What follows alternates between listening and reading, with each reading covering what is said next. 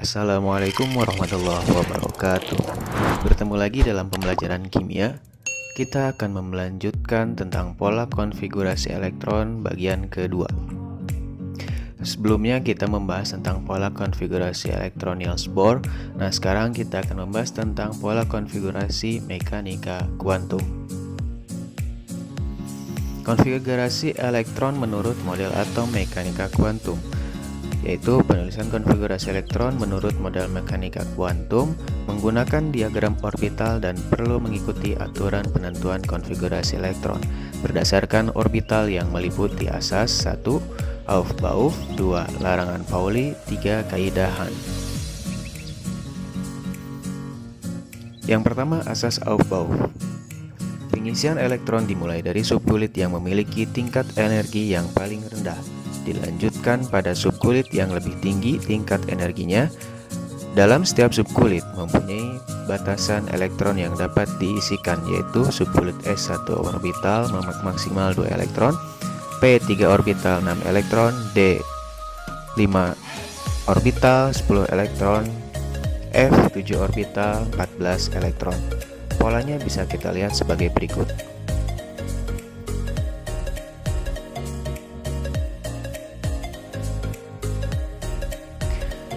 Untuk pengisian elektron pada konfigurasi elektron mekanika kuantum lebih lengkapnya yaitu sebagai berikut. Kita tuliskan 1s2, 2s2 atau sering Bapak jelaskan dengan tuliskan subkulitnya dahulu, yaitu dengan cara SSP, SPS, DPS, DPS, FDPS. Keterangannya untuk pangkatnya seperti 2, 6, 10, 14 itu disebut dengan elektron. Sedangkan huruf S, P, D, dan F itu merupakan subkulit. Sedangkan angka 1, 2 di depan P-nya ya, 3, 4 sampai dengan 7 itu merupakan kulitnya. Contoh, nitrogen memiliki nomor atom 7. Maka kita tuliskan 1s2, 2s2, dan terakhir 2p3. Maka totalnya harus 7. Baik nomor atom ataupun elektron yang dikonfigurasi itu harus sama. Contoh yang kedua juga sama ya, 2, 2, dan 6 pangkatnya itu. Kemudian asas larangan Pauli menyatakan bahwa dua elektron dalam satu orbital tidak mungkin memiliki keempat bilangan kuantum yang sama. Maka kedua elektron tersebut harus memiliki spin yang berbeda. Arah spin itu ada dua, yaitu setengah panah ke atas dan setengah panah ke bawah. Setengah panah ke atas biasanya ditandai dengan plus 1/2, sedangkan setengah ke bawah yaitu min 1/2. Aturan Hahn. Aturan Hahn menyatakan bahwa jika elektron-elektron menempati orbital dengan tingkat energi yang sama, elektron tersebut menyebar satu sama lain sejauh mungkin untuk mencapai keadaan yang paling stabil. Hal ini berlaku pada subkulit P, D, dan F. Jadi pada orbital P, D, dan F itu elektronnya tidak boleh langsung dalam satu kotak keduanya, tapi harus masing-masing terpenuhi dulu. Contohnya adalah di orbital P, di mana orbital P ada 3 kolom, ada 3 kotak. Kemudian misalkan ada 6 elektron, maka harus satu-satu dahulu panahnya, itu bisa semuanya ke atas dulu atau semuanya ke bawah dulu. Contoh yang salah yaitu seperti ini. Jika terdapat 2P pangkat 3 misalkan ya, 3-nya berarti 3 elektron, kotaknya tetap sama, ada 3 kotak. Namun yang salah adalah menuliskan satu kotaknya 2 elektron dan satu di elektron di kolom yang lainnya, dan kolom yang lainnya juga kosong. Itu yang salah ya. Selanjutnya penerapan asas larangan Pauli dan kaidah Hahn. Untuk pengisian elektron pada orbital dalam satu subkulit ialah sebagai berikut. Setiap orbital diisi satu elektron dengan spin yang sama, seperti satu-satu dulu dalam satu kotak. Kemudian setelah semua orbital dengan spin elektron yang terisi, kemudian dilanjutkan dengan spin yang berbeda. Contohnya sebagai berikut ya. Tentukan konfigurasi elektron dan diagram orbital dari unsur oksigen dengan nomor atom 8. Maka yang pertama kita lakukan adalah membuat konfigurasi elektronnya. Seperti berikut, jawabannya adalah 1s pangkat 2, 2s pangkat 2, 2p pangkat 4. Maka diagram orbitalnya 1s dengan satu kotak, 2s dengan satu kotak, sedangkan 2p dengan 3 kotak. Masing-masing elektron bisa didistribusikan pada setiap masing-masing orbital. Untuk S tinggal langsung 2S juga 2 panah. Nah, untuk 2P itu satu-satu dahulu. Ya.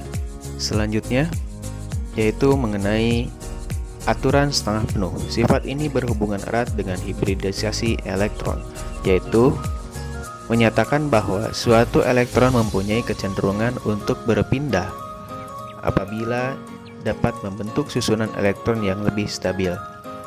Untuk konfigurasi elektron yang berakhiran pada subkulit D, berlaku aturan penuh atau setengah penuh. Untuk lebih memahami teori ini, perhatikan juga pada contoh berikut. Terdapat 20 Cr, 24 Cr. 24-nya itu nomor atom, Cr-nya itu adalah unsur krom ya. Maka dikonfigurasi elektron sebagai berikut: 1s2, 2s2, 2p6, 3s2, 3p6, 4s2 dan 3d4. Di sini kita bisa melihat berakhiran di orbital atau subkulit 3d4, di mana D itu memiliki 5 kotak yang harus terisi setengah penuh atau penuh. Kalau penuh berarti D itu masing-masing kotaknya ada 2 kali 5 berarti 10 elektron. Sedangkan di soal ini 3D4 berarti panahnya satu-satu ke atas ada 4. Sedangkan ada satu kolom yang kosong. Nah, inilah jika tidak terisi disebut sebagai tak stabil. Berarti kalau tak stabil dia harus menerima satu elektron. Nah, satu elektron dari mana? Yaitu dari orbital atau subkulit sebelumnya. Nah, subkulit sebelumnya adalah 4s2. Maka kita gambarkan kembali 3D-nya menjadi 5 tetap. Kemudian kita gambarkan satu kotak untuk 4s ya. Nah, awalnya kita 3D4, panahnya satu-satu. Kemudian kita gambarkan 4s2 awalnya ya. Karena 3D itu harus stabil penuh atau setengah, maka dia menerima satu elektron dari 4s ya. Sehingga nantinya menjadi 3D5 dan 4s1. 4s1 dia stabil atau tidak? Dia stabil karena dia setengah penuh. Selanjutnya konfigurasi elektron gas mulia. Gas mulia adalah unsur-unsur yang memiliki kestabilan yang sangat tinggi dan dalam sistem periodik terdapat pada golongan 8A. Gas mulia terdiri dari helium, neon, argon, kripton, xenon, dan radon. Sebagian unsur ini ditemukan di alam sebagai unsur monoatomik. Hal penting yang menyebabkan gas mulia memiliki kestabilan yang sangat tinggi adalah konfigurasi elektronnya. Seperti berikut.